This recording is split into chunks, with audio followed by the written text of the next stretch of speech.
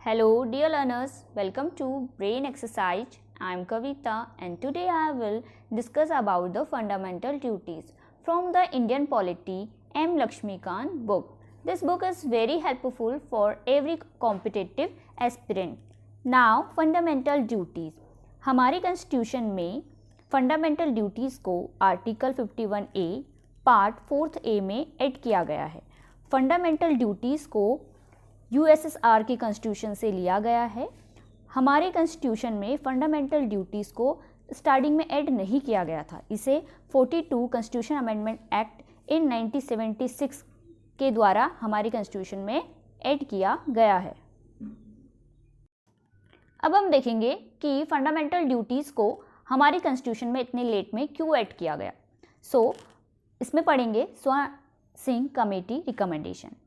1976 में कांग्रेस पार्टी ने सरदार स्वर्ण सिंह कमेटी का गठन किया, जिसे नेशनल इमरजेंसी 1975 टू 77 के दौरान फंडामेंटल ड्यूटीज़ और उनकी नीड्स से रिलेटेड क्या देनी थी, रिकमेंडेशन देनी थी। कमेटी ने रिकमेंडेशन की कि कॉन्स्टिट्यूशन में फंडामेंटल ड्यूटीज़ का एक अलग से पार्ट होना चाहिए। इसमें बताया गया है कि नागरिकों को जो फंडामेंटल राइट्स मिले हैं उनके यूज़ के अलावा उन्हें क्या होना चाहिए, अपनी ड्यूटीज़ को भी निभाना आना चाहिए। केंद्र में कांग्रेस सरकार ने इन रिकमेंडेशन को एक्सेप्ट करते हुए 42 कॉन्स्टिट्यूशन अमेंडमेंट एक्ट 1976 को लागू किया, जिसके द्वारा कॉन्स्टिट्यूशन में एक नए पार्ट 4A को ऐड किया गया और इस नए भाग में केवल एक आर्टिकल को ऐड किया गया। वो आर्टिकल था 51A, जिसमें पहली बार नागरिकों के 10 फंडामेंटल ड्यूटीज़ को मेंशन किया गया। कांग्रेस पार्टी ने डिक्लेयर किया कि कॉन्स्टिट्यूशन में फंडामेंटल ड्यूटीज़ को न जोड़ा जाना ऐतिहासिक भूल थी और दावा किया कि जो काम संविधान निर्माता नहीं कर पाए उसे अब किया गया है। वैसे तो स्वर्ण सिंह कमेटी ने कॉन्स्टिट्यूशन में 8 फंडामेंटल ड्यूटीज़ को जोड़े जाने का सुझाव दिया था, बट 42 कॉन्स्टिट्यूशन अमेंडमेंट एक्ट 1976 द्वारा 10 फंडामेंटल ड्यूटीज़ को ऐड किया गया। नेक्स्ट है list of fundamental duties. According to article 51A में बोला गया है कि the duty of every citizen of India means प्रत्येक भारत के नागरिक का कर्तव्य होगा कि वह क्या करे। पहला है to abide by the constitution and respect its ideal and institution, national flag and national anthem.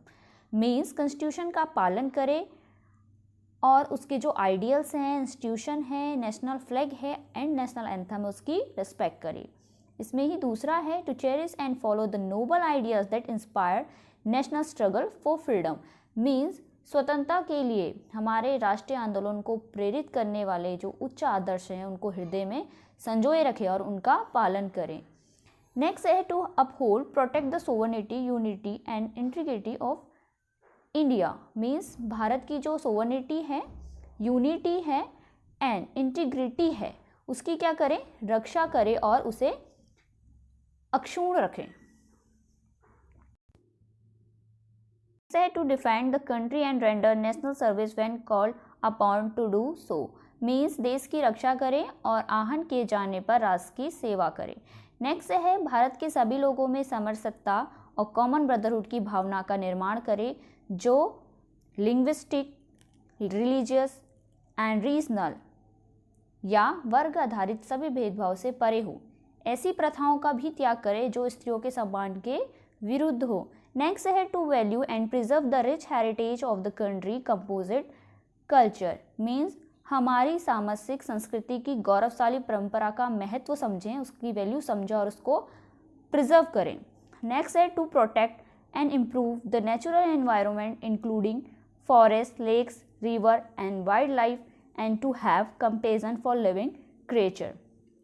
Means प्राकृतिक पर्यावरण की, जिसके अंतर्गत क्या आते हैं, forest, lakes, river and wildlife हैं, उनकी रक्षा करें और उसका संवर्धन करें तथा प्राणी मात्र के प्रति दया भाव रखें।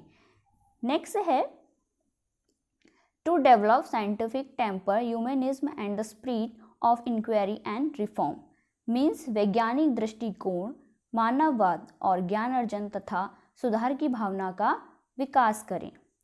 नेक्स्ट है to safeguard public property and to absorb violence, means सार्वजनिक संपत्ति को सुरक्षित रखें और हिंसा से दूर रहें। नेक्स्ट है to strive toward excellence in all spheres of individual and collective activity so that the national constantly rises to higher level of endeavor and achievement, means individual या collective activity के सभी सेक्टर में उत्कर्ष की ओर बढ़ने का सतत प्रयास करें, जिससे क्या हो, राष्ट्र निरंतर बढ़ते हुए प्रयत्न और उपलब्धि की नई ऊंचाई को छू ले। इसका मतलब है अगर हम कोई भी एक्टिविटी कर रहे हैं, चाहे वो इंडिविजुअल हो या ग्रुप में कर रहे हैं, तो उसमें क्या करना चाहिए, हमें अपना 100% देना चाहिए, जिससे कि क्या हो, हमारा जो कंट्री है वो क्या है, नई नई उपलब्धियों की ऊंचाई को छू ले। नेक्स्ट है to provide opportunity for education to his child और ward between the age of 6 to 14 years, means 6 से 14 वर्ष तक की उम्र के बीच अपने बच्चों को शिक्षा के अवसर उपलब्ध कराना। यह जो ड्यूटीज़ है इसे 86 कॉन्स्टिट्यूशनल अमेंडमेंट एक्ट 2002 के द्वारा ऐड किया गया है। Next is characteristics of fundamental duties. इससे पहले हमने देखा कि हमारी फंडामेंटल ड्यूटीज़ क्या क्या हैं, 1 by 1। अब हम उनकी कैरेक्टरिस्टिक्स देखेंगे। पहला है moral and civil duties, means हमारे जो फंडामेंटल ड्यूटीज़ हैं उसमें कुछ मॉरल ड्यूटीज़ हैं तो कुछ सिविल ड्यूटीज़ हैं। मॉरल ड्यूटीज़ हम इसे कह सकते हैं जैसे कि स्वतंत्रता संग्राम के उच्च आदर्शों का सम्मान एक क्या है, मॉरल ड्यूटीज़ है, जबकि नेशनल फ्लैग, नेशनल एंथम की रिस्पेक्ट करना एक सिविल ड्यूटीज़ है। नेक्स्ट है पार्ट ऑफ इंडियन ट्रेडिशन, ये क्या है, भारतीय जीवन पद्धति के आंतरिक कर्तव्यों का एक क्लासिफिकेशन है। नेक्स्ट है fundamental duties are confined to citizen only, कुछ जो फंडामेंटल राइट्स होते हैं जो सभी नागरिकों के लिए हैं, चाहे वे नागरिक हो या एलियंस हो, मीन्स विदेशी, बट फंडामेंटल ड्यूटीज़ क्या है, केवल सिटीजन के लिए है, ना कि विदेशों के लिए। नेक्स्ट है non justiciable in nature, can be enforce by law, means जो डीपीएसपी की तरह ये क्या है, नॉन जस्टिसेबल हैं, संविधान में सीधे न्यायालय के जरिए इनके क्रियान्वयन की व्यवस्था नहीं है, यानी इनके वायोलेशन के खिलाफ कोई कानूनी संस्तुति नहीं है, यद्यपि जो पार्लियामेंट है उपयुक्त विधान द्वारा इनके क्रियान्वयन के लिए स्वतंत्र है। नेक्स्ट है क्रिटिसिज्म ऑफ फंडामेंटल ड्यूटीज़। इसमें सबसे पहले है लिस्ट ऑफ ड्यूटीज़ जो है वो पूरी नहीं है, मीन्स इसमें अदर इम्पॉर्टेंट जो ड्यूटीज़ हैं like casting vote, paying taxes, family planning जैसे ड्यूटीज़ को ऐड नहीं किया गया है, जबकि क्या था, पेइंग टैक्सेस के ड्यूटीज़ को स्वर्ण सिंह कमेटी की रिकमेंडेशन मिली थी। नेक्स्ट है कुछ ड्यूटीज़ के जो अर्थ हैं वो आम व्यक्ति के समझने में काफ़ी कठिन होते हैं, एग्जाम्पल फॉर जैसे उच्च आदर्श, सामाजिक संस्कृति, वैज्ञानिक दृष्टिकोण एक्सेट्रा। नेक्स्ट है नॉन जस्टिसेबल इन नेचर, ये क्या है, नॉन जस्टिसेबल है नेचर में डीपीएसपी की तरह। नेक्स्ट है inclusion of fundamental duties part 4 of the has reduce there values and significance, means आलोचकों ने कहा है कि कॉन्स्टिट्यूशन के पार्ट 4 में इनको शामिल करना फंडामेंटल ड्यूटीज़ के वैल्यू और इम्पोर्टेंस को कम करती है, क्योंकि उन्हें भाग 3 के बाद जोड़ा जाना चाहिए था ताकि वो क्या है, फंडामेंटल राइट्स के बराबर रहते।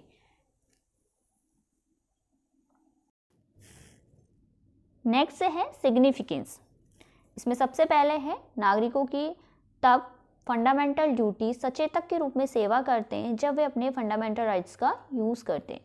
सेकेंड है warning against the anti national and anti social activities, means ये चेतावनी के रूप में कार्य करते हैं जब कोई व्यक्ति anti national and anti social activities कर रहा हो।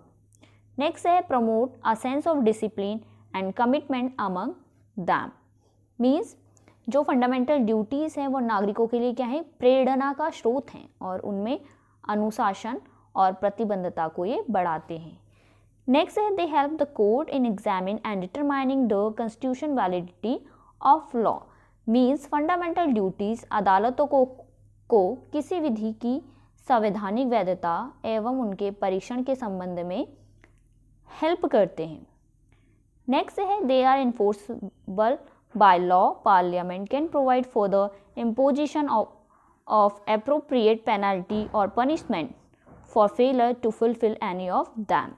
मीन्स मूल जो कर्तव्य हैं विधि द्वारा लागू किए जाते हैं, इनमें से किसी के भी पूर्ण ना होने पर या फिर असफल रहने पर पार्लियामेंट उनमें उचित अर्थदंड या सजा का प्रावधान कर सकती है।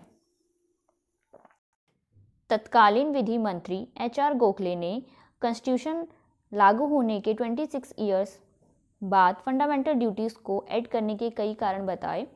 स्वतंत्र भारत के बाद जून 1975 को इमरजेंसी की पूर्व संध्या पर लोगों के एक वर्ग ने स्थापित विधिक व्यवस्था का सम्मान करने की अपनी मूल प्रतिबद्धता के प्रति कोई उत्सुकता नहीं दिखाई। फंडामेंटल ड्यूटीज़ के संबंधी पीठ के प्रावधानों का आंदोलनकारी लोग, जिन्होंने विगत में राष्ट्र विरोधी आंदोलन और असंवैधानिक विद्रोह किए हों, पर संयमी प्रभाव होगा। उस समय की प्रधानमंत्री इंदिरा गांधी ने कॉन्स्टिट्यूशन में फंडामेंटल ड्यूटीज़ को ऐड करने को उचित ठहराते हुए यह तर्क दिया कि इससे डेमोक्रेसी को मजबूती मिलेगी। उन्होंने कहा, फंडामेंटल ड्यूटीज़ का नैतिक मूल्य राइट्स को कोमल करना नहीं होना चाहिए, बट लोकतांत्रिक संतुलन बनाते हुए लोगों को अपने अधिकारों के समान ड्यूटीज़ के प्रति भी सजग रहना चाहिए। नेक्स्ट है Verma committee observation. Means Verma समिति की टिप्पणियाँ। नागरिकों के फंडामेंटल राइट संबंधी वर्मा कमेटी 1999 ने कुछ फंडामेंटल ड्यूटीज़ की पहचान व उनके इम्प्लीमेंटेशन के लिए कानूनी प्रावधानों को लागू करने की व्यवस्था की, जो हम देखेंगे वन बाय वन। इसमें सबसे पहले है prevention of insult to national honour act 1971। यह भारत के संविधान, राष्ट्रीय ध्वज और राष्ट्रीय गान के अनादर का निवारण करता है। सेकेंड है बहुत से आपराधिक कानून लागू के मध्य भाषा, मूल वंश, जन्म स्थान, धर्म आदि के बेसिस पर विभेद फैलाने वाले को दंड देने की व्यवस्था करता है। नेक्स्ट है सिविल अधिकार संरक्षण अधिनियम 1955, जाति एवं धर्म से रिलेटेड अपराधों पर दंड की व्यवस्था करता है। नेक्स्ट है भारतीय दंड संहिता, घोषणा करती है कि राष्ट्रीय अखंडता के लिए पूर्वग्रह से ग्रस्त अभ्यारोपण और अभिकथन दंडनात्मक अपराध होगा। नेक्स्ट है the unlawful activities prevention act of 1976 provides for the declaration of a communal organisation as an unlawful association. Means विधि विरुद्ध क्रियाकलाप अधिनियम 1976 किसी सांप्रदायिक संगठन को गैर कानूनी घोषित करने की व्यवस्था करता है। नेक्स्ट है रिप्रेजेंटेशन ऑफ पीपल एक्ट 1951, भ्रष्टाचार में संलिप्त धर्म के आधार पर मत मांगने, लोगों में धर्म, जाति, भाषा के आधार पर विभेद बढ़ाने वाले संसद सदस्यों एवं राज्य विधानमंडल सदस्यों को अयोग्य घोषित करने की व्यवस्था करता है। सेवंथ है वाइल्ड लाइफ प्रोटेक्शन एक्ट 1972, दुर्लभ और लुप्तप्राय प्रजातियों के व्यापार पर बैन लगाता है। नेक्स्ट है फॉरेस्ट एक्ट 1980, वनों की अनियंत्रित कटाई एवं वन भूमि के गैर वन उद्देश्यों के लिए इस्तेमाल पर रोक लगाता है। Thank you for watching this video.